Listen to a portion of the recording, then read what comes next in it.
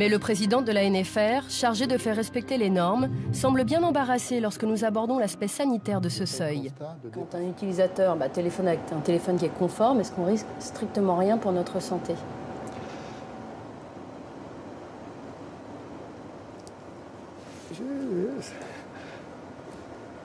Moi, je ne peux pas vous dire ça, je n'ai pas de compétences en matière de santé. Est-ce que vous risquez... tout à l'heure, vous étiez en train de fumer une cigarette. Est-ce que vous risquez rien pour votre santé quand vous fumez une cigarette? Moi, si, on nous dit fumer-tu, ça on le sait, c'est marqué sur les paquets de cigarettes. Moi, je ne suis pas compétent pour vous dire ça. Fumer-tu, on me le dit, je le crois. Mais le téléphone portable, je veux dire, est-ce que les normes sont protectrices pour notre santé? Est-ce que ça veut dire qu'on nous garantit aucun risque en dessous de ces 2 watts par kilo? Dans le rapport publié, la mise à jour de l'expertise en France, qui a été soulignée, c'est qu'en l'état actuel des connaissances, ces limites ne sont pas susceptibles, un téléphone qui respecte ces limites n'est pas susceptible de causer des dommages à la santé. Donc, ça veut dire que c'est en l'état actuel des connaissances. Peut-être que dans 10 ans, on nous dira qu'en fait, ces normes n'étaient pas protectrices. Ce qui est dit, c'est ce qui est dit. Pourquoi ce malaise? Sans doute parce que de plus en plus de chercheurs font un lien entre certaines pathologies et le téléphone portable, et cela depuis plus de 10 ans. En 1998, le mobile déferle en France. L'État décide alors de lancer un programme de recherche appelé Comobio. Différents laboratoires vont travailler sur l'impact sanitaire du téléphone. Ce projet est financé pour moitié par les industriels du secteur, et le coordinateur de Comobio n'est autre que Bernard Verret.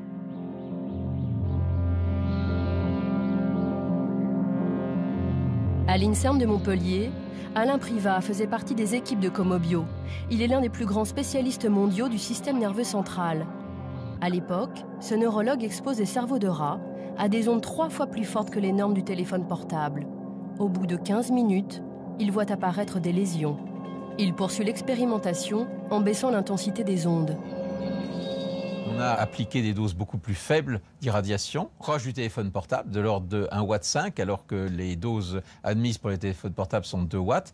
Et cette fois, avec des doses fractionnées dans le temps, pendant plusieurs semaines, et on a retrouvé exactement les mêmes lésions. Ce qui veut dire qu'il y a des traces au niveau du cerveau d'un rat après exposition aux ondes électromagnétiques. C'est-à-dire, quelle question est posée avec cette étude-là, en fait, par rapport à l'homme et l'utilisation du téléphone portable? Eh bien, ça veut dire que, à terme, si vous voulez, pour les gens qui utilisent beaucoup de téléphones portables, pendant peut-être plusieurs minutes, voire plusieurs heures par jour, il pourrait y avoir des modifications dans leur cerveau qui seraient susceptibles de déclencher des maladies, comme des maladies graves, comme peut-être l'épilepsie, ou aussi on a pensé à la maladie de Parkinson. Et donc, ça vous a un peu inquiété sur le coup? Sur le coup, ça nous a inquiété parce qu'on sait très bien que les cellules qui sont atteintes, ces cellules qu'on appelle des astrocytes, on découvre de jour en jour qu'elles jouent des rôles de plus en plus importants au niveau du système nerveux central.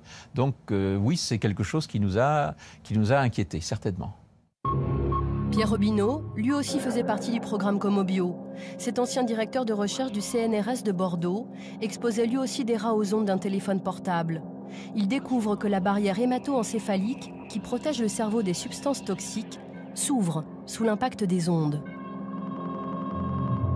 Ça permet apparemment l'entrée de substances qui n'ont rien à faire là, que certaines de ces substances peuvent être toxiques, et que d'autres, de toute façon, même si elles ne sont pas toxiques par elles-mêmes, vont entraîner une réaction inflammatoire donc qui n'est pas saine. Prenons un exemple, par exemple, je sais pas, moi, vous fumez, il peut y avoir des goudrons présents dans votre sang, ils peuvent très bien se retrouver dans le parenchyme cérébral, alors qu'ils n'ont rien à y faire.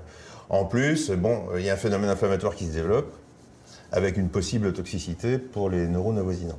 Donc ça veut dire que les ondes peuvent provoquer en fait des œdèmes dans le cerveau des rats que vous avez étudiés?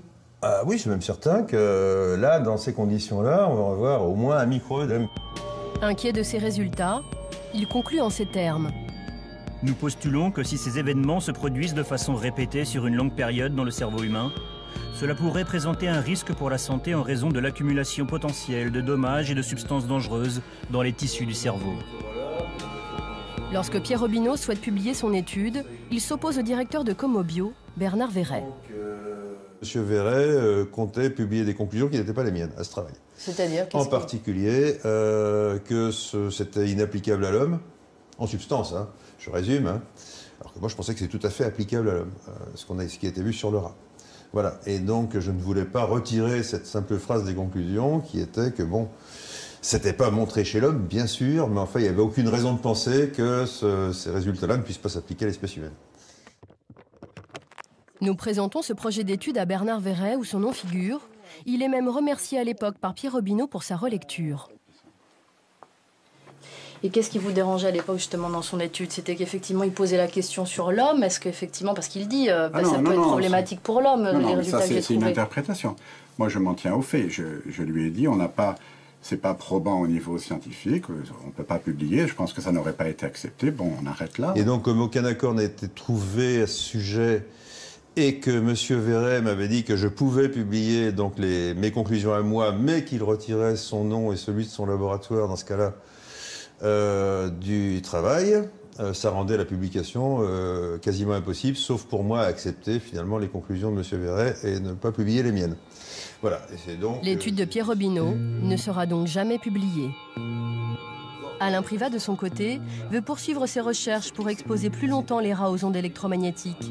Mais il n'obtiendra pas les budgets nécessaires. On n'a pas pu continuer parce que les crédits, si vous voulez, qui étaient des crédits publics ou semi-publics, publics-privés, n'ont pas été renouvelés. On a fait une demande qui n'a pas été retenue. Et on vous a dit pourquoi ? Alors on n'a pas dit pourquoi, mais bon, j'ai pu savoir de façon indirecte que finalement les résultats que nous avions obtenus n'étaient pas exactement ceux que l'on attendait. C'est-à-dire C'est-à-dire que bon, l'idée de départ était de montrer que ces ondes électromagnétiques étaient d'une innocuité totale, et c'est pas ce que nous avons montré. Donc vous aviez dérangé avec votre étude ? On peut le dire. Au final, les deux études du programme Comobio qui montraient les effets néfastes des ondes du téléphone portable n'aboutiront jamais. La France n'est pas le seul pays à s'interroger sur les effets des champs électromagnétiques. En Suède aussi, les chercheurs trouvent. Un scientifique suédois arrive au même résultat que Pierre Robineau. Il découvre lui aussi que les ondes du téléphone portable provoquent des œdèmes dans le cerveau des rats. Lund, une ville universitaire du sud de la Suède. Dès 1999, l'étude de Leif Salford fait grand bruit. Le neurochirurgien est très fier de montrer à Bertil Persson, avec qui il avait mené l'étude, cette une d'un quotidien français. Tu veux voir cette vieille une de Libération ? Tu te rappelles quand on a fait la une après notre publication de 1999 ? Tu vois le cerveau là ? Splash. C'est très classe ce splash. Oui, c'est assez classe, oui. Les Français ont été assez intéressés par ce que nous avions trouvé il y a maintenant si longtemps. Ces études, qui ont porté sur 1600 rats, ont été financées sur fonds publics. Sur les coupes de cerveau des animaux, l'impact du téléphone portable est très clair. Ici, vous pouvez voir le cerveau d'un animal exposé à 2 heures de téléphone. Vous pouvez voir qu'il a de l'albumine répartie dans le cortex du cerveau, et il y en a plein. Et c'est donc reconnu que l'albumine en dehors du tissu cérébral n'est pas bon pour le cerveau. On peut voir la même configuration dans les tissus de personnes atteintes d'épilepsie. Ce n'est pas bon pour le cerveau et nous avons montré que les cellules meurent dans le cerveau. Et c'est pour nous la pire conclusion. Pour Leif Salford, les effets nocifs des ondes d'un téléphone portable sur le rat sont tout à fait transposables à l'homme. Quand vous utilisez un téléphone portable près de votre tête, vous êtes dans la situation où la puissance des ondes est suffisamment forte pour ouvrir la barrière hémato-encéphalique, comme chez le rat. Cela signifie que si ce que nous avons vu chez le rat est vrai pour le cerveau de l'homme, il y a de fortes chances pour que cela se produise aussi et pose de graves problèmes dans les années à venir. Cela pourrait altérer la mémoire, le fonctionnement des gènes, occasionner des fuites d'albumine et réellement endommager vos neurones. Ce que Leif Salford voit au microscope sur le rat, un autre chercheur suédois affirme l'avoir vérifié sur l'être humain grâce à des études épidémiologiques. Ce professeur a publié plusieurs études qui ont fait trembler l'univers de la téléphonie mobile. Il a fait le lien entre certaines tumeurs cérébrales, le gliome et le neurinome acoustique, et l'utilisation du portable pendant 10 ans.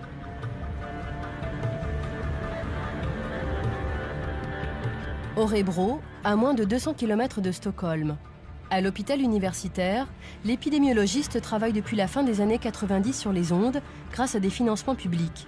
Lennart Ardell a étudié un panel de 7000 patients auxquels il pose des questions sur leur habitude d'utilisation du portable. Nous avons des questions sur quel type de kit main libre avez-vous, quelle oreille utilisez-vous, principalement la droite, la gauche ou les deux? Et ces résultats sont édifiants. Dans notre étude, nous avons montré qu'il y a un doublement du risque de tumeur cérébrale du type gliome, qui est ici sur la photo, proche du téléphone portable. Et aussi le neurinome acoustique dans la même zone. Et il y a un double risque si vous utilisez le téléphone du même côté pendant 10 ans, à compter d'1 heure d'utilisation par jour.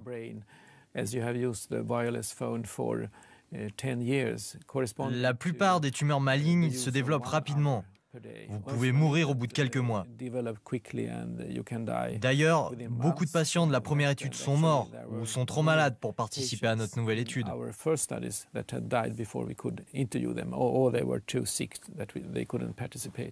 Selon lui, la norme actuelle, le DAS affiché en magasin, ne protège en aucun cas des ondes électromagnétiques du téléphone portable. Le DAS ne reflète pas la réalité. Il est beaucoup trop haut.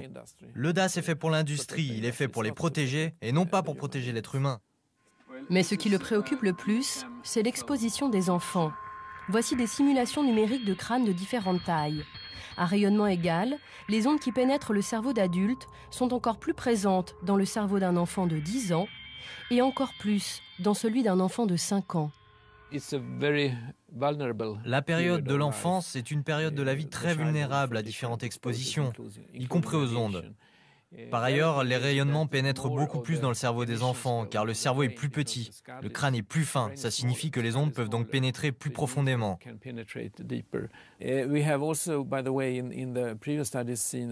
Nous avons montré dans notre précédente étude, et de manière constante, que les personnes qui ont commencé à utiliser le téléphone portable avant 20 ans ont 5 fois plus de risques de développer des tumeurs cérébrales. Depuis 2003, le professeur Ardell tire la sonnette d'alarme sur l'utilisation du téléphone portable. La même année, l'agence française chargée de veiller sur la sécurité sanitaire, l'AFSE, rend son premier avis sur le portable et les antennes relais, un rapport très rassurant.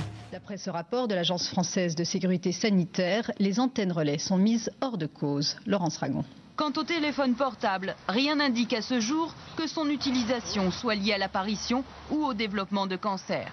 Mais les scientifiques reconnaissent que les recherches sont encore insuffisantes. Parmi les principaux experts qui l'ont rédigé, René Decèze et Bernard Verret. En 2005, nouveau rapport de l'AFSE et toujours les mêmes conclusions, toujours aussi rassurantes. En ce qui concerne les effets sanitaires éventuels des stations de base, le groupe d'experts retient qu'aucune nouvelle étude n'apporte d'éléments indiquant de tels effets.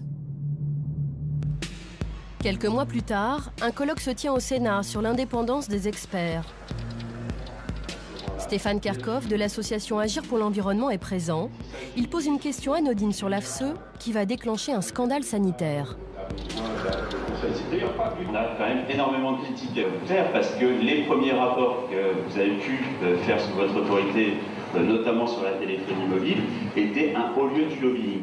À la tribune, le président du conseil d'administration de l'AFSE. Contre toute attente, il désavoue le rapport de sa propre agence. Vous dites, bon, l'expertise sur la téléphonie mobile, elle n'est pas bonne, elle ne nous plaît pas. L'expertise sur la téléphonie mobile n'a jamais suivi ni de près ni de loin les règles que l'AFSE s'est fixées à elle-même. Donc c'est une expertise que je considère en tant que président du conseil d'administration comme n'existant pas. n'étant pas le fait de l'AFSE, parce qu'elle ne correspond pas au texte que le conseil d'administration lui-même a voté. Alors vous allez me dire que c'est quand même terrible. Eh bien, c'est tout le temps comme ça. Stéphane Kerkhoff et Janine Le Calvez de l'association Priartem qui milite pour une meilleure implantation des antennes relais n'en reviennent toujours pas de cette réponse si franche. Je n'ai pas vu cet extrait, mais... C'est saisissant. Finalement, on se dit qu'on a enfin réussi à obtenir la vérité. C'est que les experts de l'AFCET à l'époque étaient totalement liés directement au lobby de la téléphonie mobile et que l'expertise qui faisait ressortir une certaine unanimité de façade, laissant supposer qu'il n'y avait absolument aucun risque, était totalement dictée et sous l'influence des opérateurs de la téléphonie mobile. L'affaire fait grand bruit. L'IGAS, la police du ministère de la Santé, est saisie pour mener une enquête. Les inspecteurs vont aller de découverte en découverte. D'abord, ils constatent des liens entre les experts de l'AFSE et l'industrie qui finance leurs recherches. Là, par exemple, René Decèze, dans son laboratoire, a été financé par Bouygues Télécom et Envoi TDF, la GROA. France Télécom, Alcatel, Bouygues Télécom. Même Martinours, France Télécom, Bouygues et SFR. L'un d'entre eux est même un ancien salarié d'Alcatel, constructeur de téléphones. Et enfin Bernard Verret, membre du conseil scientifique de Bouygues Télécom. Bon, ça c'est énorme. Mais ce qui retient l'attention des enquêteurs de l'IGAS, c'est ce document. Publi-document. En fait, c'est une publicité financée par Orange. Il faut le voir en petit, en collaboration avec Orange, qui a été diffusée dans le cadre d'une revue Impact Médecine, qui est donc diffusée auprès des médecins. Cette revue à destination des médecins est financée par un opérateur, explique que les antennes relais et le portable ne sont pas un danger pour la santé. Et ce sont les experts de l'AFSE, comme René Decèze ou Bernard Verret, qui s'expriment. Pour les inspecteurs de l'IGAS, leur participation à ce numéro d'Orange jette le trouble sur leur indépendance. Les inspecteurs généraux ont critiqué cette collusion, on dirait, entre l'opérateur Orange et les experts, et le manque, je dirais, d'éthique et de déontologie des experts. Qui se permettent de participer à une revue financée par Orange, participer au conseil scientifique de Bouygues Télécom, pendant qu'ils mènent une expertise, ça montre bien le côté totalement... il y a une impunité totale et vraiment fonctionnement en vase clos. S'appuyant sur ces experts, dans un rapport de 2003 et de 2005, les autorités sanitaires françaises ont fini par conclure que les antennes relais ne présentaient aucun risque pour les riverains.